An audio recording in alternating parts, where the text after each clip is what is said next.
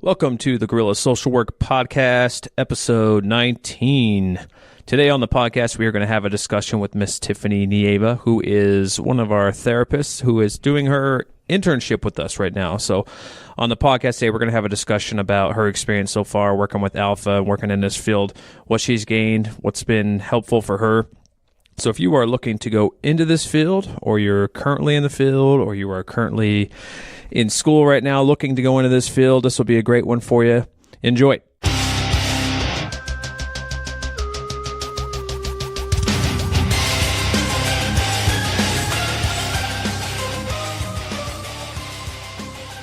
What are we talking about today? Pornography and interns. Yeah, interns and pornography. Yeah. It's typically a good mix when you come to Alpha. Yeah. Come in my office. We're going to talk about porn. Yeah. It's a weird lead in. Not sure quite else what to do. Are we up and rolling? I don't know. Probably. Yeah. Well, we have Tiffany Nieva. Are we really recording? Did you say that right? Is that how you say it? Nieva. That is how you say All it. right. Then we're That's recording. good. Yeah. Yeah. Tiffany Nieva. She's an intern of ours. And Tiffany, I asked you to come on. It's pretty good timing because I know that we have some prospective students that have been listening in. So I went and pimped our podcast at UVU and University of Utah, and Mace might have some students listening. SLCC. Yeah. So Slick baby. welcome to the podcast. Thanks, guys. I'm excited to be here. Did you study up on all the other podcasts? No, I'm going completely impromptu. Don't lie. Good. You were like doing you Googled how to be a good podcast guest. No. You just talk about stuff. Alpha keeps you busy. I don't have time for that. That's a good point. That is true. Yeah, we have plenty to do around here. That's for sure. So it is kind of a two-part podcast, I guess. I mean, so ultimately we're going to end up covering pornography. And I mean, it's something that a lot of our clients perpetually deal with. So and there's quite a bit to go over, but kind of, I guess for the outset of what we're doing, for listeners, Tiffany, she started with us in September of 17. Is that right? September? Yep. Yeah. And, she's an intern at Our Lady of the Lake University, which is actually the university that sent us our first intern, which is our fellow Guerilla social worker over here, Justin. Yeah. I actually liked that school. I don't know what your experience has been so far, but I was a little apprehensive, doing online, but it worked out really well. I enjoy online schooling. I like the flexibility. That's that comes exactly with why it. I did it. Plus, while you're online doing your class, you could look at porn online too, right? So There's the You segue. could do that. yeah, right? Because you can't. I guess you can do that in class nowadays too. You got some Google glasses or something. You just do those things. According Sneaky. to our clients, it's the thing to do. Or just write on your phone. Google Glass porn or what? Watch porn while you're supposed to be in class. Oh yeah, right. Man, can like you VR porn. Can you imagine if you were in a group and you're talking about, whatever topic we're talking about for that thing, you just walk by one of your clients on their phone on our Wi-Fi network. He's got Pornhub pulled up. You're like, oh no. Probably happened. Yeah, I guarantee it's probably happened. Yeah, that's. I was going to ask how many times has that happened? I think that people have accessed pornography here on our Wi-Fi. Dude, you'd almost, if you were a client, you'd almost do it as a goof, right? Like a story to tell. I think you'd Violate have to. as a goof. So there I was talking to my therapist, and I was acting like, yeah, Tiffany, thanks for helping me with this homework assignment. Meanwhile, I was looking at pornography. Yeah. Yeah. Kind of thing. Well, I don't know. It's kind of like, when you just do the thing, you just do something goofy just to have a cool story behind it. That seems like, I'll go to prison for that, but hey. I don't know if that's goofy as much as creepy though. Look, I'm looking up porn. So as far as interns go though, I don't know. I guess what were you worried about, if anything, prior to coming to us? I think my biggest worry in coming to Alpha as an intern was not so much the spectrum of the clients that we work with here, but being able to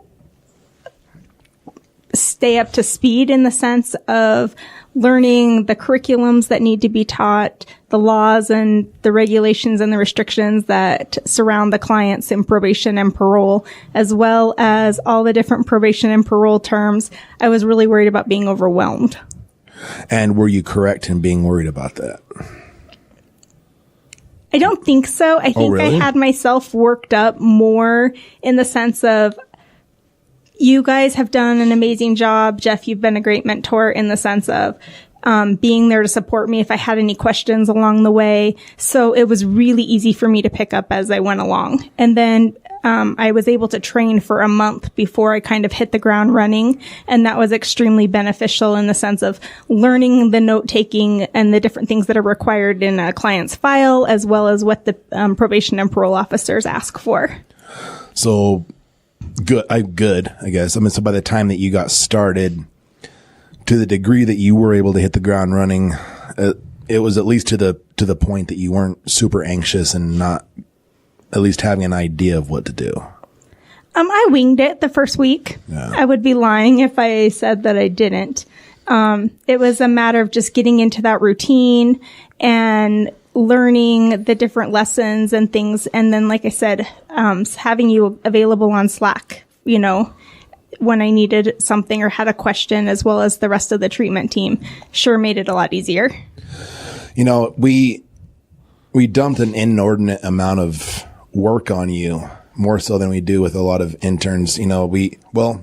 So we did the same thing to Justin that we did to you. So when Justin came and started working for us, we had just barely picked up a contract, and we basically let that be his baby, and he lets you take on all those clients. And the same thing happened with you when you came on board. We had a new contract, and that's usually not something we'd ever consider with an intern, is turning a lot of this over. But there was a lot of, you made me reasonably confident that you'd staff things with me closely. But also, the part that prospective interns, or I guess anybody that doesn't know you would know, is that there's something to your personality that you're a grinder. Like you bust your ass like, like a veteran worker in the field. Yeah. And I guess you kind of are. Like, you're not really new to this field. A veteran worker in a field? What are you saying, sir? What do you mean? I coined myself as the backwards student. I have a lot of experience in the sense of the mental health field, starting out in... the mental health field. What's it? Oh, I thought you were making a racist comment. I see what you're saying now. No, not that field. Our career field. The career field. Yeah, now, where is... Okay, so now my mind's going in a weird direction. Yeah, okay. We're talking about the mental health field, folks. All right. Yeah. And Tiffany is not working for free for us. I started out working in the mental health field in my undergrad, and then I've just kind of ran with it from there, taking on all kinds of different populations and caseloads and different things. So coming here was just basically a new experience, and the contract that you're talking about, I kind of embraced it as a challenge to challenge myself, in the sense of I have all of this knowledge and stuff available to me, and I wanted to take advantage of it and learn as much as I could in the opportunities that I was given. That's a big part of for me too. When I first got started out and you guys were showing me all the paperwork, I mean, on some level I was like, okay, this is a lot to learn. But I also didn't expect you're going to know this within a week, or you need to figure all this out before you start. Because there's no way you can do enough trainings to just know. Right. You just have to do the sessions. You just have to start doing the work, and you just start to know it as you go. You start to memorize it as you go. I went into it with that attitude, and I felt like it went really well. Just being patient with myself. That, and you never know exactly what's coming through your door either. Mm-hmm. You get a Form 45 that says you have a substance abuse client or a mental health client, and the next thing you know, they're doing coke and meth on the weekends, and oh, by the way, I don't just have bipolar, I'm this and this and this. And so you're like, all right, you just have to embrace it and then, handle the situation for what it is. Yeah. So you had to be adaptable. Absolutely. Yeah. It's, there's a lot of structure that you have to be adaptive within that structure. Like there's a lot of paperwork and protocol and follow this standard and this rule and all these different things. But then like when you're dealing with a person that might fall well outside the structural box that the contract puts them in, I guess that's where these skills as a therapist comes into play. Mm-hmm. I don't know. Has there been anything awkward for you? I guess I'm kind of leaning this towards, the conversations that you have in this field are pretty atypical.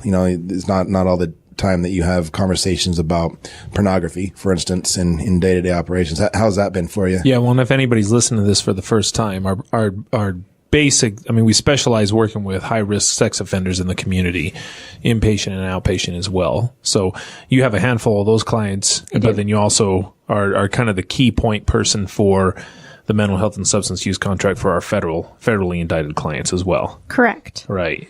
So as far as awkwardness, I would definitely say it's started with my sex offender clients. As far as the mental health substance abuse clients, everything was pretty much I had expected from past experience. I had never worked with sex offenders, going through the treatment program. So having to, embrace myself, I guess, in a sense of not knowing exactly what I was going to be hearing and encountering in the sense of what their charges are. And that was a whole learning curve on its own, is, learning what different charges are and then what that entails or what they could have done that led up to that. And then I've really had to learn basically to control my facial expressions and different things. So that way you were going to crack up while they're talking about something.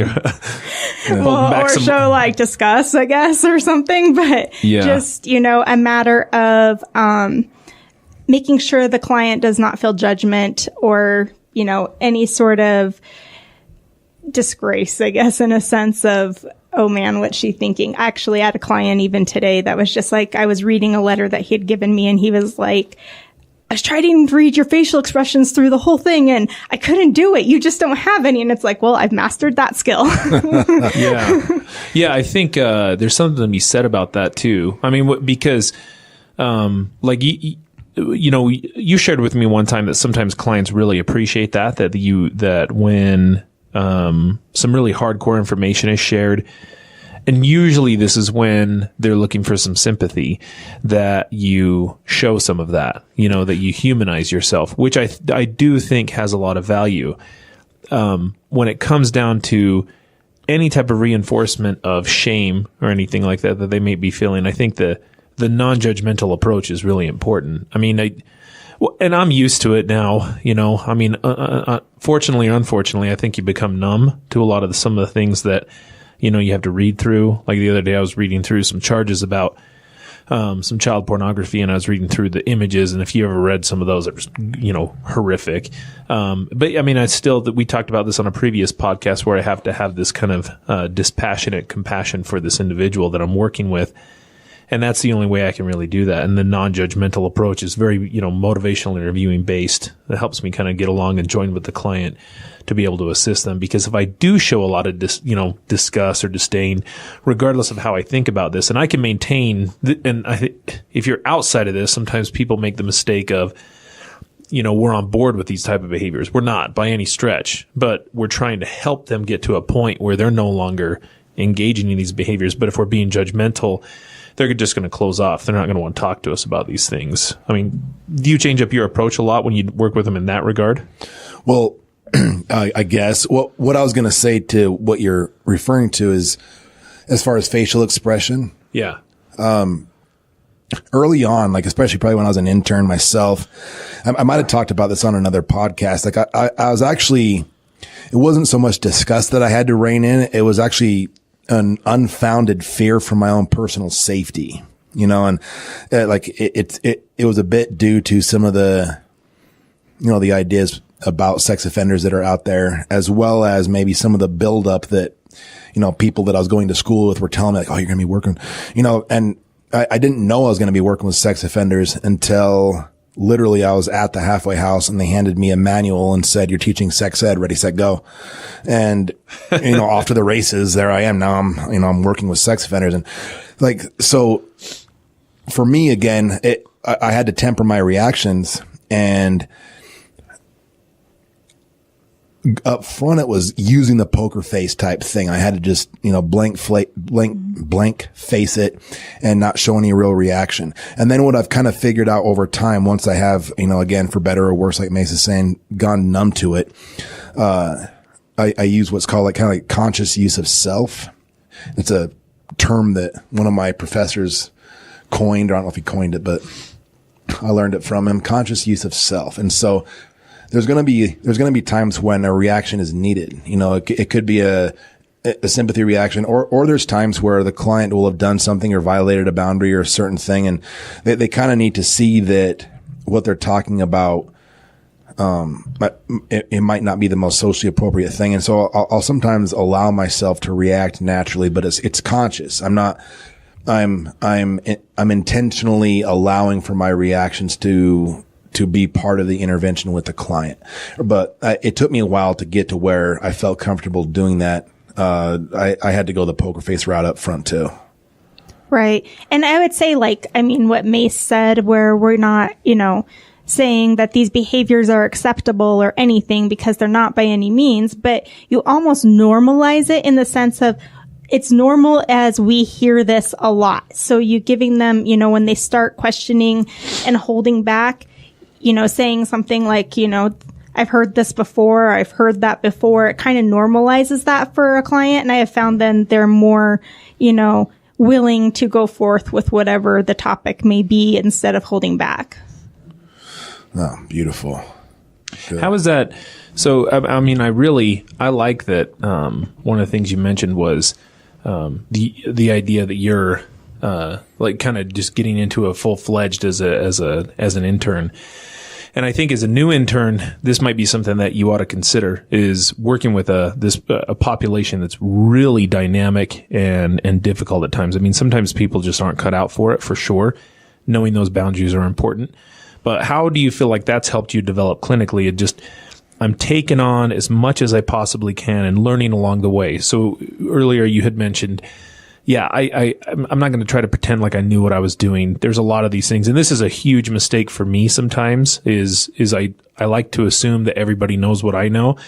And then I get frustrated when they don't do it. And then so I have no patience for it. And that's why I defer to Jeff a lot of the times. I'm like, hey, you handle this. Cause I sometimes don't recognize it a lot. And then, I simplify it in my own mind. But I think as an intern, I very much valued that as I'm going to take on as much as, when I interned too, I had more than a normal caseload. I was working 50 plus hours a week.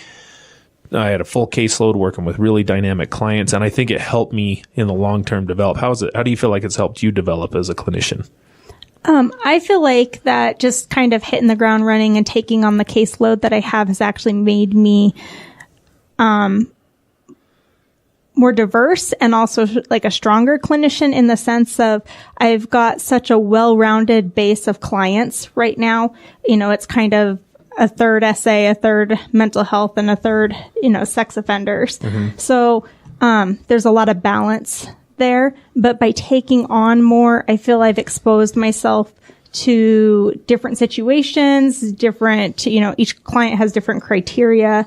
And as far as that goes, there's a lot of common sense too, mm-hmm. that comes into play mm-hmm. in this position of being an intern and just working with clients and stuff, because you can't, scream for help every 10 minutes you're in a session, because you just kind of have to learn as you go. Although there is a level of humility in Absolutely. You that I really think a lot of people can learn from. So you're saying I have a third substance abuse clients, a third sex offenders, a third just straight up mental health.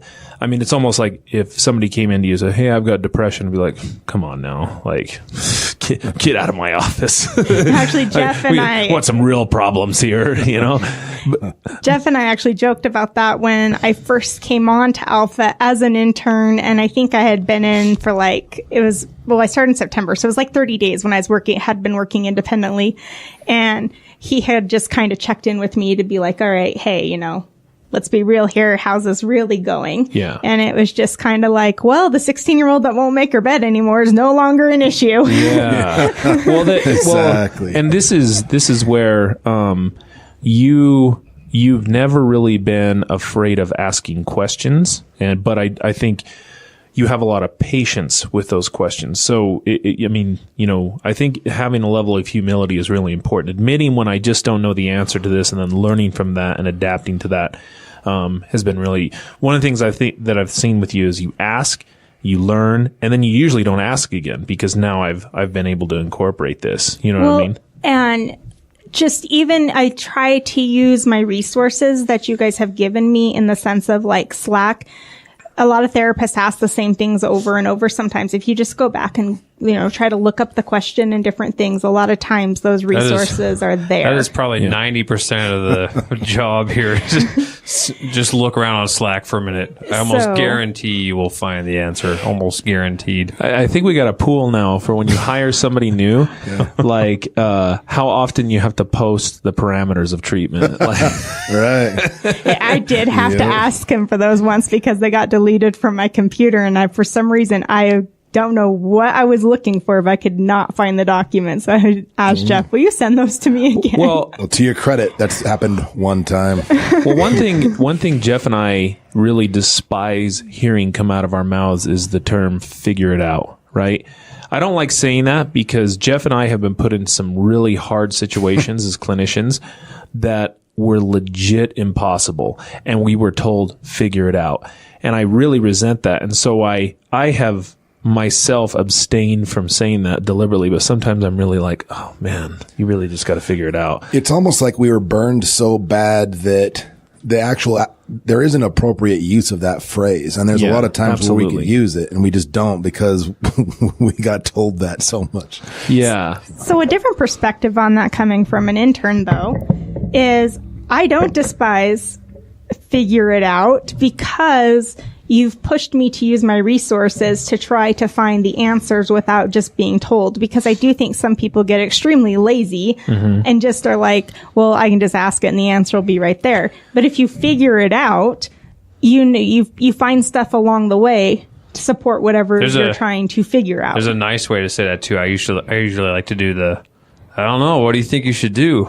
That's what we do with clients, bro. That's what we do with clients. Usually works. Man, your situation sucks. Yeah. What do you think you should do? You can't find that on Slack. I don't know. What do you think you should do? I should probably search for it. Try it. I like hearing that from you. I mean, that's encouraging hearing that as an intern coming from you because, I guess in a way we almost subsidize that, like the dependence of Slack. So I'm in the middle of a session, and for those of you who are listening to this, sorry, we've referred to Slack a couple times. This is just kind of an online, gives us the ability to communicate very quickly with one another while we're in a session. We can ask questions, and everybody's connected to it. So almost inevitably, somebody's online at any given time. They can respond to these things, and it's just a communication network where we can pass. I recommend it for anybody. This is a free plug for Slack, obviously, and it's HIPAA protected, so any of the client communications on there is totally legit. But back to that, I mean, it's encouraging to hear that's how you view it, because I feel like in that regard, maybe we subsidize it a little bit. We subsidize like the need that, okay, I don't really need to learn this because I'm just going to ask somebody and it's going to happen. And then, we're enablers, bro. But then I can't get frustrated when people ask. I'm like, wait a minute, we went over this already. Why are they asking again? But I'm like, well, because you keep telling them the answer, you dummy. Like that's part of the reason. So it's good to hear that independently you're saying, I'm going to learn this all on my own, figure out my own resources. There's a lot of, I don't know. And I think that speaks to, where you've been able to kind of get so far, in these things. And that's good for interns to know. I mean, I'm not, it's, cause how old are you, Tiffany? I know you're not supposed to ask ladies that, right? Hold on. Let me ballpark it. 22. There you go. 35. Oh, okay. All right. So you're our age then. Mm-hmm. All right. Okay. So, I think about, are we millennials? Technically we are. No. We're actually the Oregon Trail generation. Hey, that's a cool game. Dude. I know. Yeah. That is a Right? good game. See, Yeah. where the Oregon Trail, look it up. Get It's a real dysentery. thing. Yeah, like no matter what, you die from cholera. Like, how do I avoid that? Yeah. And you try to go across that river, no matter what, you sink. Like it doesn't matter what you do. You're, well, how do I beat it? Yeah. You remember that? But you were always so excited to play when you'd go into the computer room and you'd see Oregon Trail You loaded just up. wanted to go hunting. That's all you wanted to do. Exactly. Yeah. I do so fast on my multiple Jesus times tables just so I can play Oregon Trail. But I mean, I don't know. I think sometimes when I see students, and I work a lot with student interns, not just Jeff primarily does the supervision here. I don't deal a lot with the interns here on a supervision level. The ones that I do, man, I feel that brats is usually how I like to describe it. I just don't, entitled brat sometimes is how I feel about this. Like there's an expectation that you're going to do everything for me. And the idea of hard work and the grind is just, it doesn't exist anymore in a lot of ways, I feel. I don't know if we're missing something and if that's part of that generation. I saw this thing about, one of my friends that I work with, one of my colleagues showed me this video on millennials and how to like survive them in the workplace and all this stuff about people like until this year. So I've never heard of, I need to take a mental health day. What the hell is a mental health day? I've never even heard of that before in my life. Does that mean I need to sleep in and wear my pajamas all day? Because that's what I'd do. Well, our generation you called in fake sick. I need is a that day what that off. is? Yeah, I need a day off. I feel stressed out. It's becoming a very common excuse in the It's so workforce stupid. because Well, you can't combat that. Like, Wait, if you've you're heard sick, of you this? can come in, tough it yes. out. I need mental health. I need a mental health day. Well, if you say like we screw you or whatever, then you're opening the door like, oh, you don't think I should take care of my mental health? The weird thing is though, is if you've earned it, just tell me, Mace, I'm not coming in, shove it. Like if you've earned it, I need a day off. Hey, I need a day off. totally. Like yeah. I'm not gonna question that, and I don't need an excuse. I need no excuse. Go. It's a mental health Yeah, day. if you go snowboarding, awesome. Like I couldn't care less about why the day you're taking off. Like I mean, you know what I mean. Unless it's putting other people out and you need some assistance or whatever. But if you have paid time off, take that. I don't need to hear that. You know, I don't know. The stars aren't aligned correctly or something, or you need a mental health day. I don't know why that's a thing. So it's good. It's refreshing sometimes. I think as an intern to kind of, as you're going into these things, there's a lot of value to be had in, I think, the behavioral health field. If you're coming into this, there's a lot of people that are not like that. They're not grinders, and in a lot of ways, you can shine really fast if you have that mentality. If you're just willing to work hard and do the things you're supposed to do. Like some of these expectations sometimes are just beyond me, but people don't want to work. They want to shift responsibility. It's annoying. It is. yeah, I don't know. Or they just aren't good at organizing it so they can get it done efficiently. So then I think they feel like things get put off, and this huge pile of paperwork gets where it's building up behind them, and then they feel overwhelmed. Whereas opposed, I think everyone kind of has to find it in their own way. But that's one thing I've liked that this job has taught me is getting things done like in a certain order efficiently. So when your client's done, you know, X amount of paperwork's done and it's not all piled up at the end of a shift. Oh man, I love that. Because that becomes a nightmare fast if you let it. Like things will back up. Right. quick. It's just easier to do it with the client there in front of you and during that session time. And then you're just done. And then when it does come time to submit it, it's a matter of just going through, looking for the details, you know, dotting the I's and crossing the T's. And then it's a lot easier, you know, when you're looking at the 10th of the month or whatever it is. And I try to submit my stuff, of course, like a week in advance. That way they can get back to me in time if It just pays off. Otherwise, you're scrambling. Right. I've definitely had those months. Yeah. Do you guys think that millennials, that's like a real thing? Or is that just kind of like we're kind of old now and so are the grumpy old men talking crap on the young generation? No. That's happened forever. No. What do you think's legit in terms of the critique that the younger generation, prospective interns are going to be coming into alpha maybe one day? How real is that versus us just being crotchety old men, you know? Well, I'm 36. I don't know if that qualifies me to be a crotchety old man. I don't think you're ever too young to learn the value of hard work. You know, I mean, and That's some old man shit you're saying. oh my goodness. I mean, I agree with you. But only an older person would know that, really. I'm agreeing with what you're saying, but that's some old man stuff, dude. well, I guess the idea, I don't know, man. It's just, you know, so it goes back to when we were first getting into this, and maybe it was the second podcast we ever did, and I was asking you about your experience at the University of Utah. Now, nothing against that program or anything, but when I get into, first of all, I mean, a university anyway, there's going to be some, I don't know, some liberal philosophies in academia, okay? Socially, I think all that's perfectly appropriate. You know what I mean? Like, there's things I mean, why even argue about some of those things? It's like obvious, like, yeah, duh. Okay, obviously.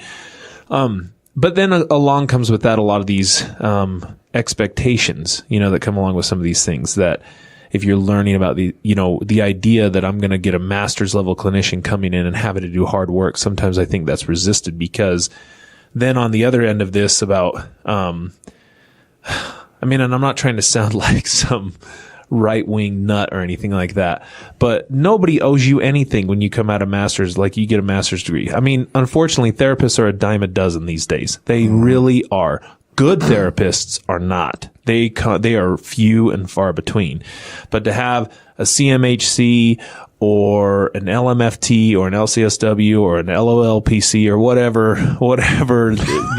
the initials are after your name, again, those don't dictate anything. I mean, nobody owes you anything, especially in the field of behavioral health. I mean, until we start refining the way we do things and you get hard workers, which I think if you're a hard worker, that's actually a benefit, because it's so easy to shine when you have so many people who just expect things to come, you know, their way. Shining in a sea of mediocrity. Yeah. Yeah. You know, you're talking about, you know, maybe kind of the mindset that some people might have in getting a master's degree and then feeling as though that's the finish line and not expecting an additional hard work. And one thing that we've talked about on here a few times is the same problem happens when people get their license. So if you don't know how the mental health field works, you know, I mean, when you go to graduate school, a master's degree, and you have to do an internship placement program, which is what Tiffany's doing with us. And then after you graduate, you have to take a big nasty test and work 4,000 hours under somebody else's license, do this, that, and the other. And then eventually you can become a licensed clinical social worker, or what does CMHC stand for? Whatever.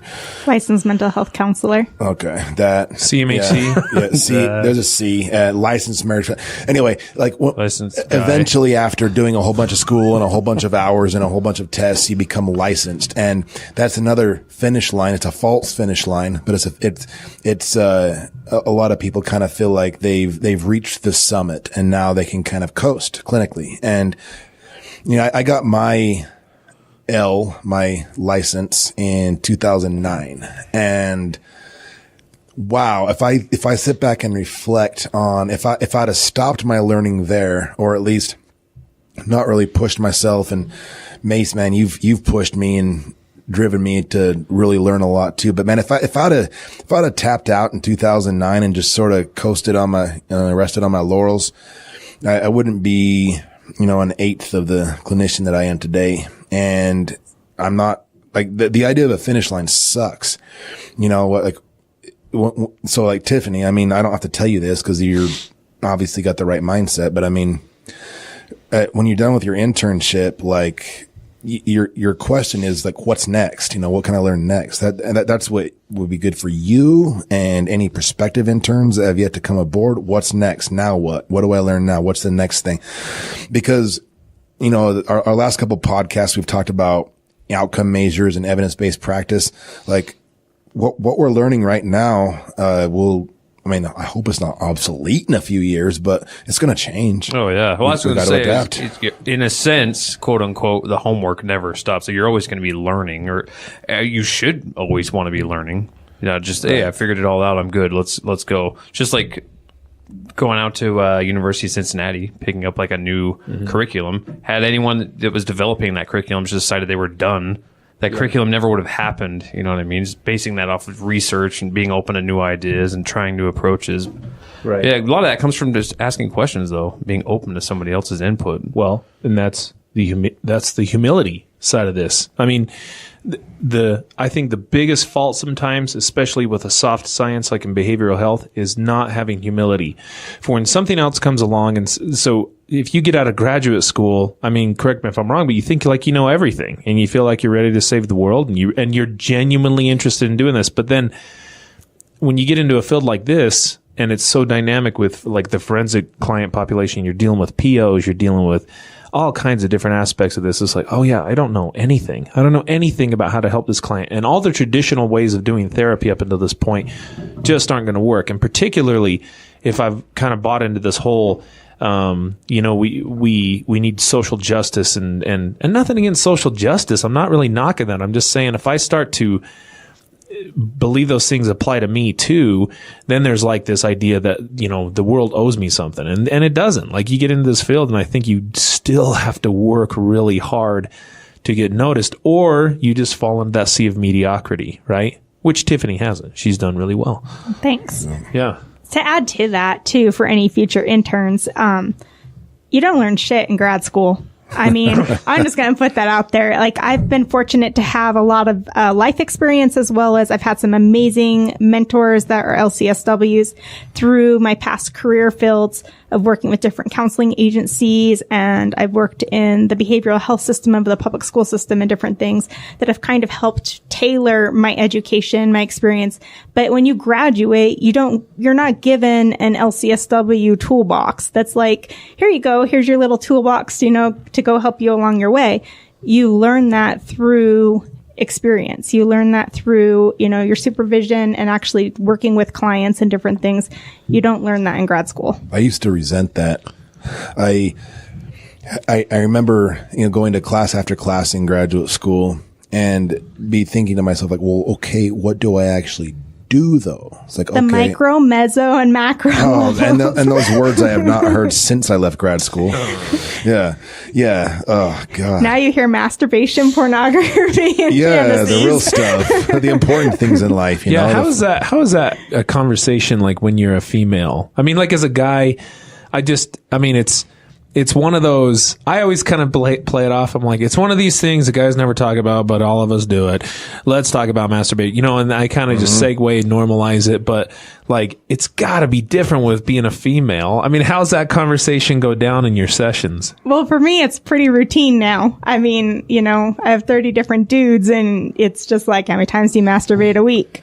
Do you feel your sex drive is normal? I think it catches them more off guard coming from me than it does me asking them at this point. And she said that? What's your turnaround on that in terms of answering? And they're like, oh yeah, 9 times a day. My favorite part is doing the sexual risk assessment when I ask a guy like, how do you rate your sex drive compared to men your age?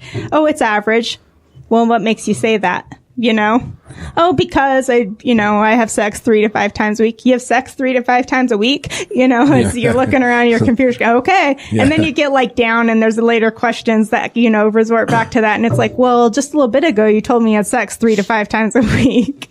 Yeah. So I do know that there's some pressure, that's, it's kind of like breaking that ice and basically calling bullshit. And then like pressure to like they feel compelled to impress you with their exactly how big of a stud they are. Yep.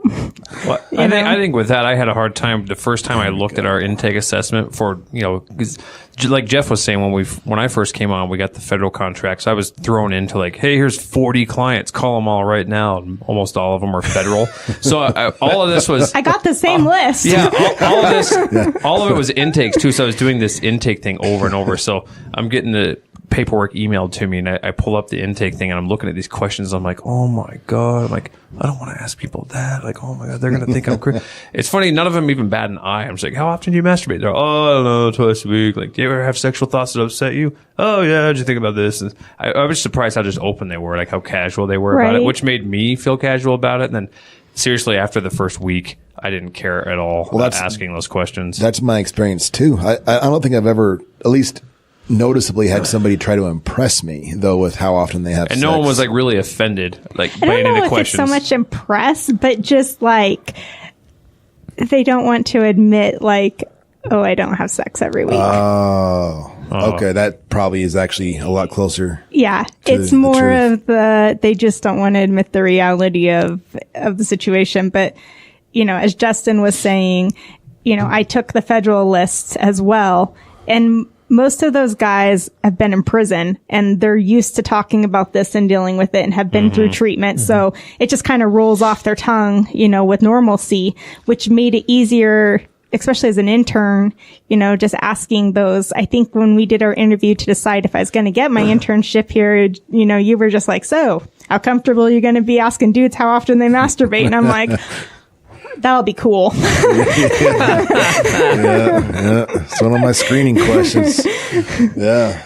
That's man. The screening questions we have to ask interns around here. It's so weird. It dude. is so weird. I think I feel weirder about asking the interns this stuff than I do about asking the actual clients themselves how often these things happen. Like, but Yeah. you know what? Like, there's going to be people that aren't cut out for this line of work. No, so there just aren't. you might be listening. You, the listener, might be that person. And that's good if you can recognize it ahead of time rather than getting deep into a career or even just deep into an internship and realizing, I can't do this. Yeah, there's plenty of things I know I wouldn't want to do in the field of social work. So, starting out, not knowing about this, I wouldn't have picked that I would have liked this, but it ended up being one of those things you just try and you like it a lot. Yeah. But I mean, I think if you're miserable, like I think, I don't know, grad school's not entirely useless. I remember I was in there one time I was in a class and, I was in a class and one of the questions was, what can you identify a population that you just wouldn't want to work with? And one of the populations I just would not want to work with is something like hospice. Like I would have a hard time with that. see myself doing that. And so if I ever was down and out and had to take a hospice job, like I would not be very good for that agency. Nothing. I'm saying like Doesn't someone do that? No, I'm not saying that it's a bad gig. You have to be down and out. To No. Yeah, I feel like it does. I'm saying if like that was the only thing that was open and I had to take it. Like I wouldn't be very effective for that agency and I'd be miserable working at an agency for that. And if you just identify, like you said, I'm not amenable or compatible with this field. Well, good for you and that agency when you decide to move on, or, or just don't even get into it in the first place. It's good to kind of identify those things. If you if you come in here, you resent the clients, you hate the stuff they talk about, you don't really feel good. I mean, you got to be able to kind of separate those things. I mean, having a conversation with a client about how often he masturbates to pornography is not as easy as it sounds like, and sometimes can be a really kind of crazy conversation that you're getting into them with, and really dynamic conversation. But so if you're not ready for it, then you're not cut out for it. Oh, okay. There's nothing wrong with that. I mean, knowing your boundaries. That sounds super obvious, but I think what happens is when people kind of get a career path started out, they feel like they've already invested time and effort into this specific area. And so they just kind of keep rolling with it. And, I don't know. This was several years ago. I don't want to give too much identifying information about who this person was, but another fellow therapist was specifically referring to adult sex offender clients saying, I can't even stand to look at their faces. When they talk to me, I get sick. She was saying this in a treatment team. And and then, as far as I know, she's still doing this as a career, which I don't get. She's just for her own personal happiness. I don't know how you could do this day in, day out and be a happy person, but also the disservice that she's doing to the clients. And she's clearly not bringing everything she can to the table. If her job has turned into the type of job that everybody dreads, the job that that's lose for everybody. It is. And again, but I think it happens to a lot of people because again, they invest time and effort and money And it's like, okay, well, I'm going down this direction. Like, Tiffany, you're going to have a job with us when your internship's so we're easy, no problem. But maybe if you don't like, fingers crossed. Yeah. We'll see what you do. You don't screw up and you should be working for us.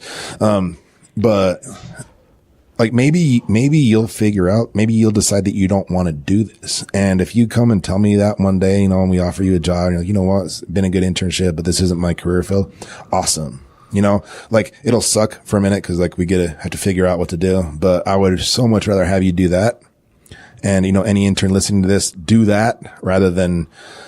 Well, wait, we'll murder her, right? Yo, for sure. Oh, okay. I was thinking about the last intern we buried in the back of the building. Yeah. Okay. That poor thing. Thing. Yeah. It's made up, by the way. That's false. For entertainment purposes only. Fake news, son. Yeah. Just don't dig too deep in the parking lot. That's true. But no, it's important to know. And so I think humility is a huge piece of this, but then also, the drive of this, why not? I think you can easily get noticed and move up really quickly in terms of your recognition and not only that, like your personal development, if you're just willing to do the grind. Like that's it. Just be willing to come in there and get to work, like if you're a full caseload, I've been people, man, I'm feeling burned out. I got to work till 7. I'm like, what? I need that mental health day, Mace. Dude, like I work with people sometimes and they're like, I gotta work 2 nights a week. I'm like, what? Wait, what? How late do you work? And they're like, well, I gotta be here till 7. I'm like, what, dude? Like my last session ends at 10:30 tonight, and then I started my first one at 8 this morning. Like, are you kidding me? Well, I'm not saying people don't have boundaries. Of course, you need to have boundaries and everything like that. But why not take as much learning as you possibly can in this, and not make excuses for why you just can't be a good worker? Well, it helps that you like what you do too. Oh yeah, totally. Yeah, absolutely. I think, this position, especially as an intern, it may not be for everyone, but at the same time, I really would push and suggest that future interns keep an open mind to it, just because I've had some discussions in my classes this last term, and it's probably been some of the most impactful discussions where I've really opened other students' eyes of looking at it from the offender's perspective and what they actually have to go through, and not just the stigma that associates with sex offenders in society. But in doing that, it made a lot of different students be like, I don't know, could I work with that population? And some of them were like, no, that's not something that I can do. And they're the ones choosing hospice. Yeah. But then there were students that was like, oh, I never thought of it like that, and because they can work in jails, they can work in prisons, but to work with this population specifically, it really just made a lot of students think. It must have been a hell of a conversation, because your professor brought it up to me during our meeting with the professor. He's so like, it must have been. Was it he or she? She. She's all. So Tiffany took a really weird approach. She was trying to open the class's eyes to take the perspective of a sex offender, and she just showed porn for 20 minutes. It was a weird classroom experience, but we like to look at diverse approaches, and so we didn't shut it down, but and we all felt very connected with one another afterwards. I'll bet. It was actually one of the most, like I said, impactful conversations that took place all term. What started it was I did research on social policy on the sex offender registry, and actually how much evidence is not supportive of the effectiveness of the sex offender registry. Yeah. Yep. But at the same time, it's a risk the community's not willing to take in eliminating it either. Right. And that just kind of streamlined the conversation from there, and it just kept rolling and rolling. And it was because we have to do video conversations because it's all online.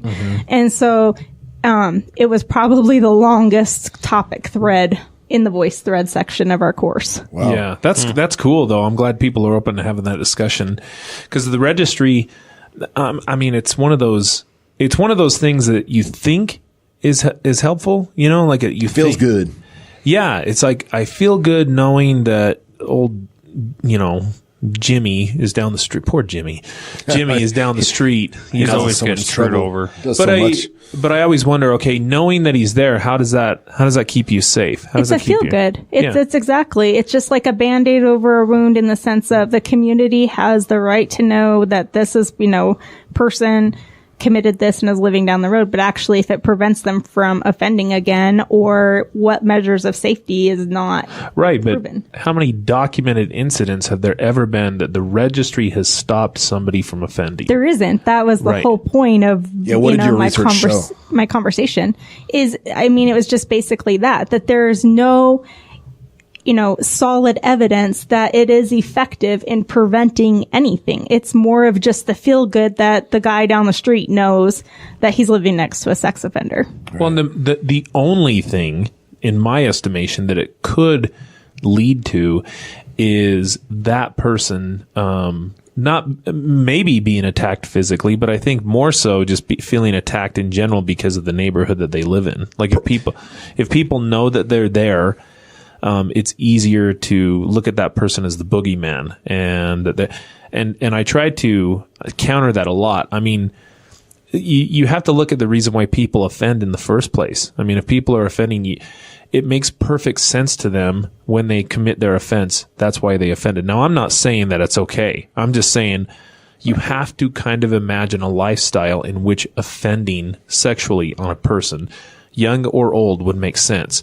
Most of us can't imagine that. Most of us can't have that level of empathy to try to understand what would have to be going on in your life in order to do that. Well, unfortunately, people have been there and done that. So how do we counter that? Well, I got to make a lifestyle incompatible with sexually reoffending ever again. So making a guy feel disconnected from their community and not valued and have no close neighborhood ties and put them on the outskirts, lonely, deprived, just angry all the time. That's not a recipe for a dude not reoffending. If anything, there should be an effort to try to help that person feel belong to a community. I'm not saying you got to go bake the guy cookies, but you know what I mean? Like, the least you could do is leave them alone and let them do their thing. So I wonder what a middle ground would be there. Because if you were to take the devil's advocate approach of someone being a risk, hey, I want my kids at risk and I want someone at risk, would it be maybe if someone's a repeat offender, would they be on a registry, in an ideal world, from our stance? What do you think? I think a middle ground would be, I think a registry makes sense in the right hands. I think if law enforcement were aware of a registry, I think it makes perfect sense, because if you've done a behavior before, clearly you have, you're much more likely to do that behavior again than somebody who's never done that, right? I'm a firm believer that everybody's capable of all things all the time. But if I've done it before, clearly I have a much greater likelihood of doing it again. So it's not unusual for a police officer, if there's a missing child in the neighborhood, to check with that person. And I think if I'm out in the community, part of what we help our clients understand is that's expected. That's part of what's going on here.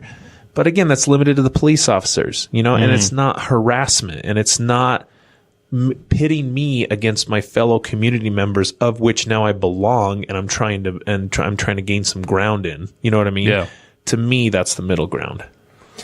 I'd be curious to know, and if any listeners want to write in or whatever. It's been a while since we've had that happen, but I want to know if you, as a member of the public, would be willing to give up the registry, knowing that it is not based in evidence and that it does not do what it's supposed to do, aside from maybe let you know who's in your neighborhood, as far as at least who's been convicted.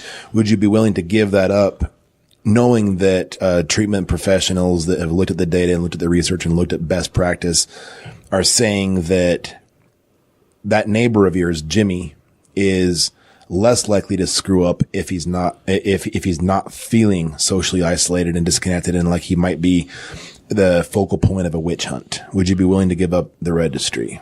That's kind of what I want to know. I suspect the answer is no. I'm trying to think from the perspective of not a therapist, but maybe like a dad or something in a neighborhood, and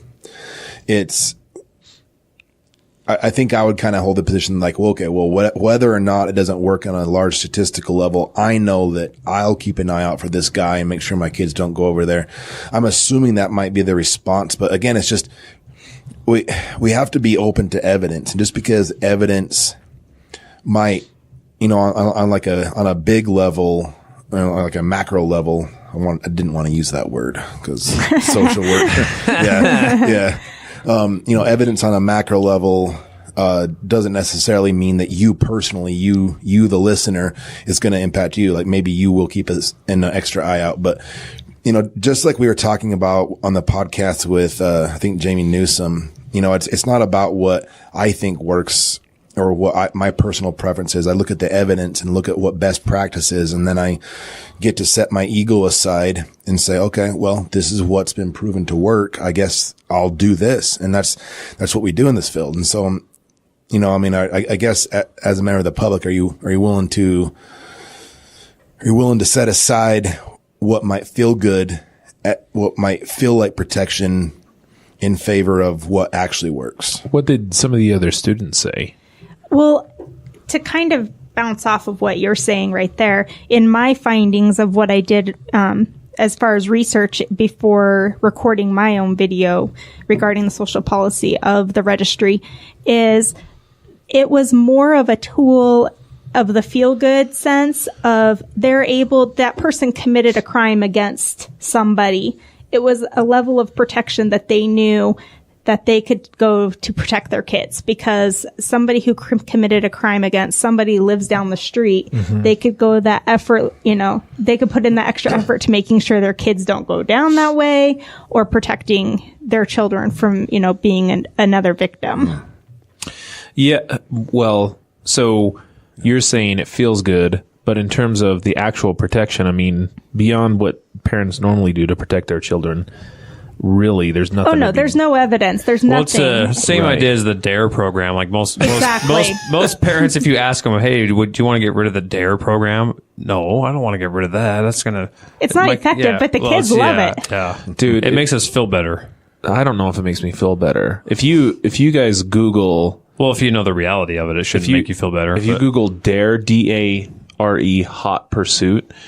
It has a video that these cops did. I mean, nothing against those cops. You guys have great voices and everything, but it is the cheesiest video on the planet. And I was reading about some of the effects of DARE from the Surgeon General's report from 2017. And there was, it made me look into a little bit more of the research. And some of the research said it actually had counter effects, like kids started. Oh no!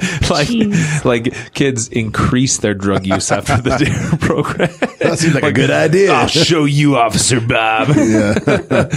Yeah. We actually had Officer Bab in our little town that I went to in high school. Oh yeah. Yes. Yeah. I mean, we called him Babs.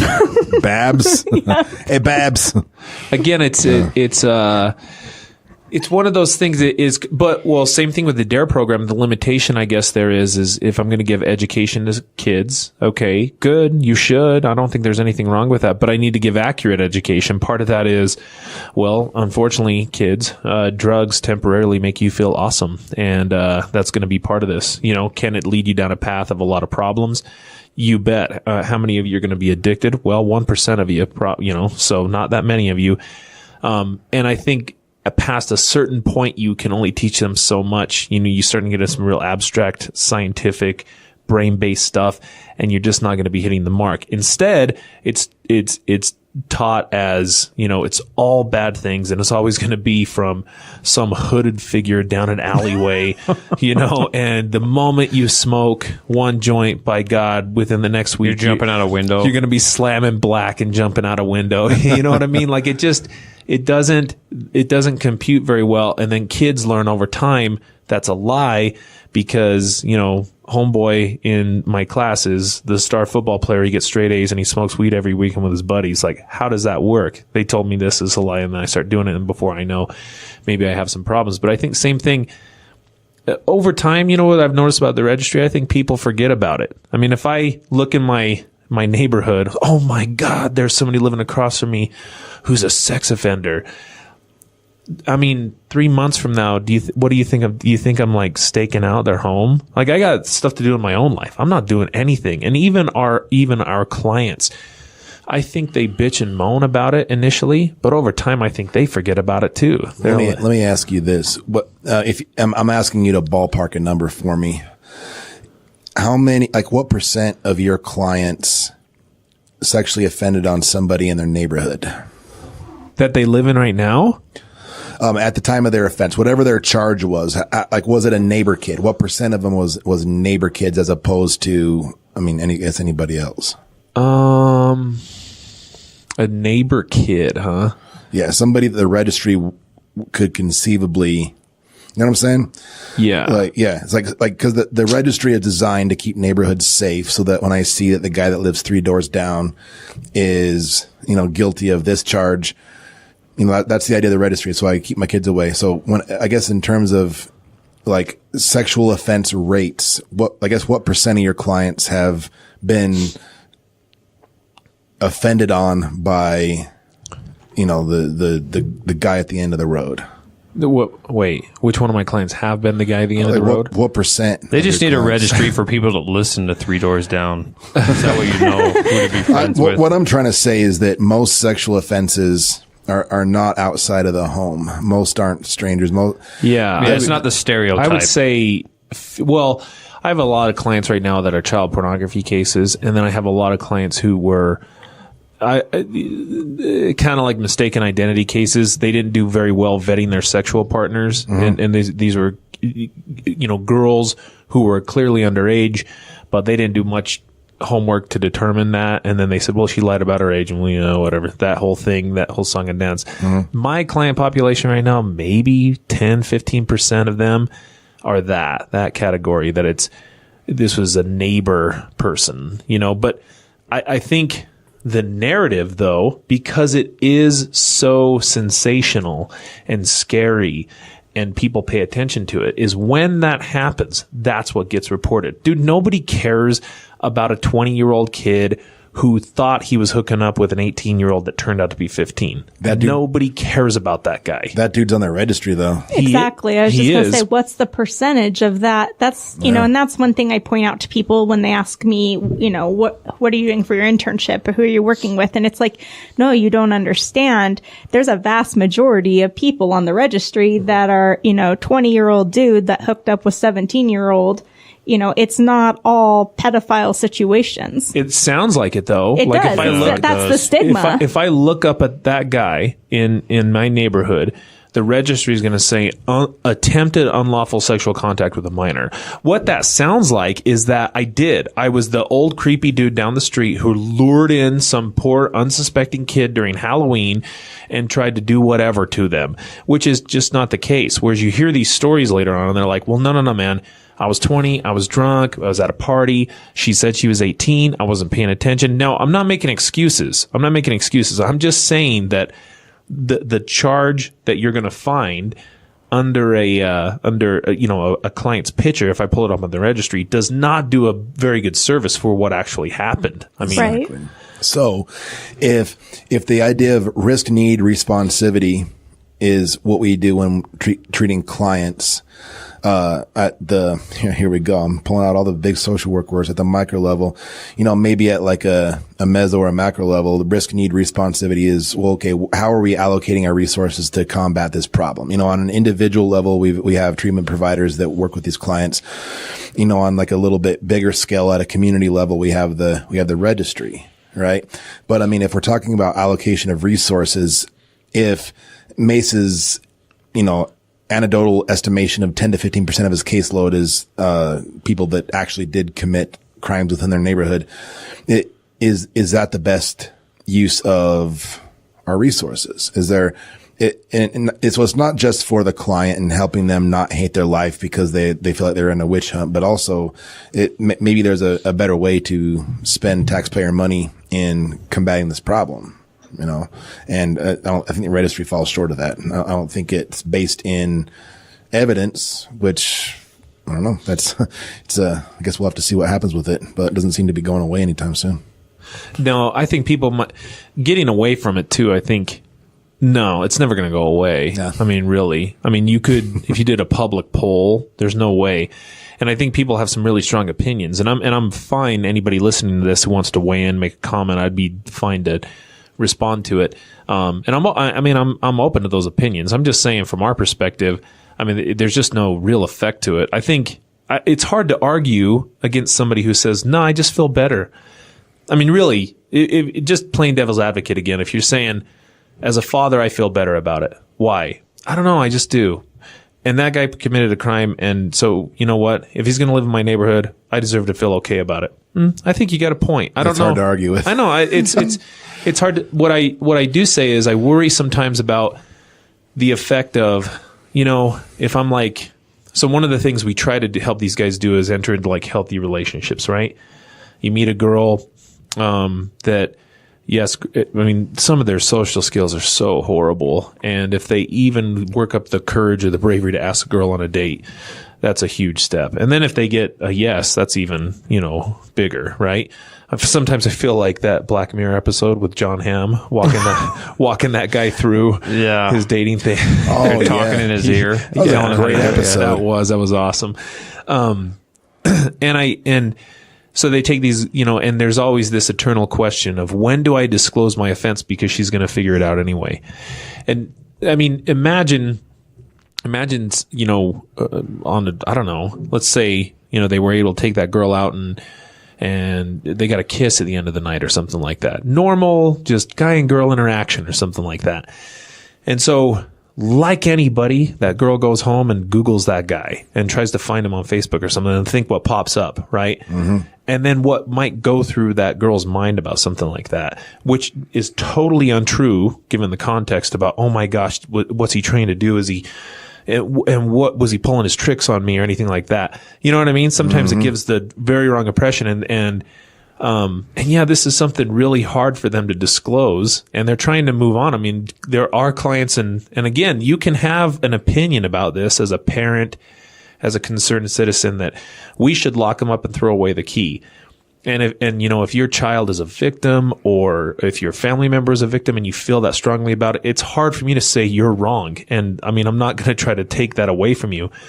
What I will say though is, unfortunately, that's not the reality. Okay. They're coming to our communities. It's happening. They're coming. So what are we going to do to make this as safe as transition for them as possible? And some of those things just are not effective for them. And sometimes we just got to check that and ask that question. Is this an effective measure to keep our community safe? If that's your objective, is this an effective measure? Feeling good about knowing where a guy is and not ever acting on that versus being militant against it and being, you know, maybe, you know, I don't know, calling somebody up or doing something. That's kind of where it starts to cross some boundaries, which I'm just not comfortable with. I'm glad you actually said everything you just did because I've thought about how people listening to this podcast might interpret what we're saying. And I could see how it might come across like we're maybe a little too sympathetic and not maybe seeing the big picture of people that actually have had to deal with the damage of sexual offense or just don't want to have to deal with the damage of sexual offense, and 100% agree with what you're saying on that. And we're not blind to it. We know that it's awful. We know that it causes lifelong damage. We are trying to find the best way to deal with the surge of sex offenders or I guess convictions for sex offenses coming through the system. And like May said, the reality of it is they're coming to the community. So that's why we, I guess, talk the way that we do. We definitely recognize and acknowledge the pain caused by sexual abuse. We work with the perpetrators of it, and we just try to find the best practice for doing that. Taking on awesome interns like Tiffany's what keeps the lifeblood of this type of stuff going. And I don't know. It probably there's going to be some people that just don't see it our way, and that's perfectly fine. I expect it and respect that. Mm-hmm. Yeah, and it's not sympathy so much as it's being realistic about it. There's reality. Right? The problem is, and here, I mean, so but if I'm a father whose daughter has been molested or something, God forbid, okay, his reality is just different than mine. Unfortunately for him and his daughter. And I have a lot of sympathy for that. And I wish that never happened. I really do. I wish that we didn't have to deal with this stuff. I really, but we have, it's happening. It's one way or another. This is happening. And I think our pledge is we will always have the most cutting edge evidence-based practice to reduce the likelihood of that ever happening again. We can't do anything that happened in the first place because, prevention in this field is, I don't know. It's not like you're holding, seminars, like you posted on billboards. Hey, here's how not to be a sex offender. That just doesn't exist. You know what I mean? They're trying it on campuses, but that's about it, right? They're trying affirmative consent stuff, right? Because of a bunch of, I don't want to open a can of worms here. Another podcast. I don't think what they're doing on campuses is bad. I think raising your standards of sexual behavior is probably a good thing. Like there's nothing necessarily wrong with that. Vetting my partner before and determining, is there a well-established relationship before I engage in having sex with you and whatnot. I think those are very good things. But we're already acknowledging the only difference there, though, is we can learn a lot from the college campus things. Some of the affirmative consent stuff is really problematic because, there's a lot of pretending that that's happening anyway, which college kids are not doing. But we're also dealing with the factor that everybody there is above 18 and has the legal ability to consent at this point. So beyond somebody being, too drunk or incapacitated to do this, we're talking about people who have really poor social skills with our population. People have really poor social skills sometimes, or legitimate attractions towards children. And in a previous podcast, we were talking about some of the ideas of pedophilia. And understanding that some guys, even though that they do have that legitimate attraction towards children, they may not dig it. They may hate that quality about themselves, but we don't give them a very open forum to come and talk about that. And so, again, I'm not saying everybody needs to start having sympathy for sex offenders. I just recognize that's never going to happen. What I'm saying is being realistic about what's helpful, and then understanding that, and then letting people do their job and whatnot is the most effective thing that we can do. And spot on. Yeah. Right. Exactly. I take it we'll talk about pornography on another podcast. Oh, yeah. Tiffany, man, you totally messed up. Yeah. Why did you hog all the time? Our agenda here. Yeah. Jeez. I didn't know you did that with your class though, about the sex offender registry. That's cool. Yeah, my professor brought it up to Jeff in one of our video conferences we had to do. Mm-hmm. Mm-hmm. So it was a really good conversation. It was really impactful. And do you change any minds? I think I opened the door up to where students that had never thought about it, because the majority of the people that are in my class are working in like hospice or hospitals or crisis centers or, a completely different line of work. So yeah. I think it just kind of, caught their attention because you have to constantly, those people that are familiar with online schools, you go in every week and you comment on the video, subject or whatever. So mine was just kind of out of the box compared to the elder generation. What a weird conversation. You're like, hey, did you see your clients this week? Yeah, I had one graduate. It was great. He was, hey, moving on. How about your clients? Yeah, I had a few die. Oh, what? Wow. Yeah. Jeez. Okay. Yeah. I don't know. Good for anybody who does hospice work, but I know. Cause actually my comment to one of the students this week was like, oh, it really sucks that it has to get reported to the state in order for your supervisor to actually implement a change. Yeah. It was like, for real, this line of work is way more interesting. Yeah. Good. Yeah. No, we really appreciate the work that you do here. And plus I think it's more important. If you're a female, intern in this field, I cannot tell you the value of a client, a male client who may have, just misperceptions about females in general, to have a really solid relationship with an adult female that has nothing to do with sex and just all to do with professional, but also, deeply meaningful relationship too, which therapeutic relationships typically are. They can help some of these guys in ways that we're just not quite able to reach them just through having that relationship. Oh yeah. Yeah. Right. That in and of itself becomes the intervention. Because females are objectified so much by our clients. And I just had one yesterday tell me that it has taken everything for him to build that female relationship without expecting some sort of sexual relation involved within it. And that's something that, like, if I were his therapist, like, we could have a cognitive discussion about it, but it wouldn't really resonate with him the way that it has with him having to actively do that with you. Right. Yeah. And, again, I guess, well, I was going to say, if you had any words to say about how to deal with guys that flirt with you and how you hold a boundary while not completely tearing them down. I don't know if you've dealt with that yet. I haven't had to really deal with it a whole lot. I have had other therapists point out to me, though, what's interesting is I treat all of my clients, with humility, but with respect, and I don't judge them based on why they're here or anything, as far as that goes. I've got equality across the board, but I've had other therapists point out to me that clients' behaviors, like in the group room, when I'm interacting with them in there, and they'll message me on Slack afterwards and be like, what's crazy to me is how negative they became when you left the room, or how they started acting out when you left the room, but the level of respect and, how they were able to hold your behavior, because I expect that from my clients. And, I give them that respect. They give me that respect back. So I thought that was really interesting. Yeah, it is.